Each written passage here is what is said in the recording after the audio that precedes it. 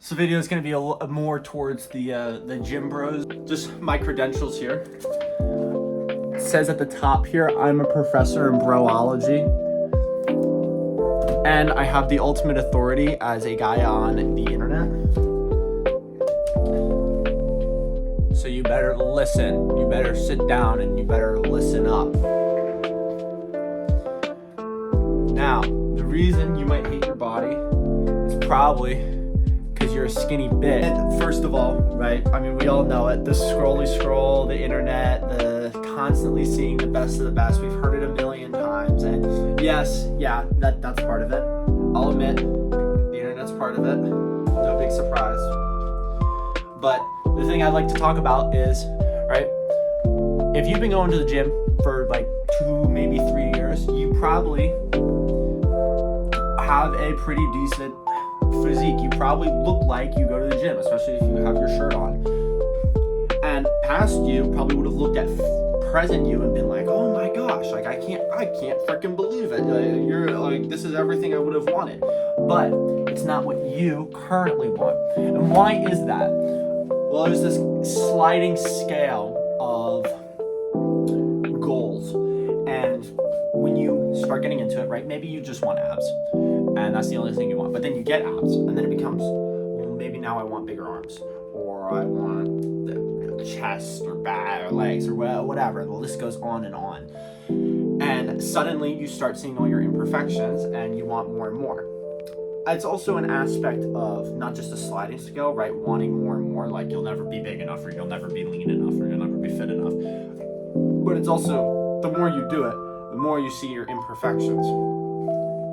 But I think the thing that plays into this most is valuing yourself based off of others. And it all boils down to this comparison, right? The same thing with the scrolling and the internet online is you see the best of the prime physiques, and you compare yourself, right? And I think a lot of people fall into this trap of their ideal physique, right? The ideal physique, if you say ideal physique and you look at someone and you go, ideal physique, you're falling into a trap, right?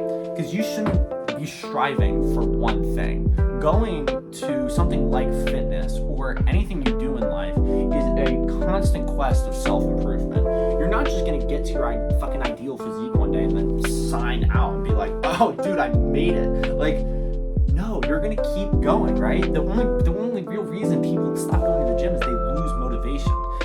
Now, unless you're fucking Togi and you're just content with blasting gear and not going to the gym and staying at where you are, then you're gonna want to constantly improve. And that sliding scale ideology, I think, can be used for the better.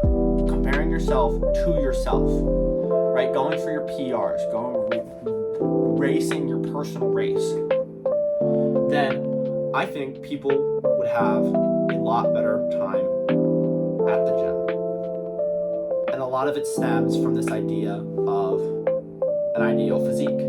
Now, I'm not saying there's nothing wrong with looking up to people, going like, they've built something great, right? Like that's very inspirational. But the problem comes in when you go, I want to look like that. I want to look like that exactly. Your body isn't clothing shopping. You're not dressing up and mixing and matching different parts of an outfit. It's your genetics. You can't change the muscle insertions of your bellies, or the fact that you you can't grow a massive chest. Like you can't change a lot of these things. And I think something that does a good job of talking about this and exemplifying this is Subtle Art of Not Giving a Fuck. I'm not completely done it because I have horrible crippling dyslexia, but I've read enough to kind of to kind of get the gist. Or I want to talk about something. There's a part of this book where Mark Manson, the writer, he talks about values and what are good values versus bad values.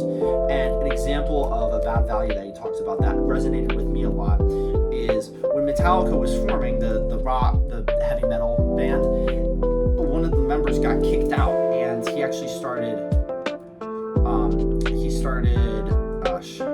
my goodness. Let's see if we can think of this one. We're gonna have to look this one up. Megadeth. He started Megadeth, and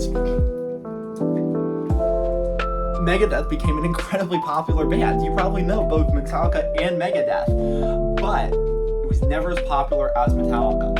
And the only reason not the only reason, but his passion behind starting Megadeth was to be more popular than Metallica. In his mind, to this day, he thinks of himself as the guy who got kicked out of Metallica because he was never more popular than Metallica. And I think the same thing applies to comparing yourself to others, right? If you value a metric based off somebody else, it's a rat race. You're never going to get there. And this quantifies it pretty well. If you want to change how you see your problems, you have to change what you value and or how you measure failure / success. So what do you really value? Do you value being better than yesterday? Or do you value being the biggest guy in the room, or being the most fit person, or the hottest individual? And what are your metrics for measuring that value, right? Are you measuring it off of somebody else, or are you measuring it off your own path? I think that's the reason why a lot of people hate their bodies, because they can't focus on their own game. Thank you.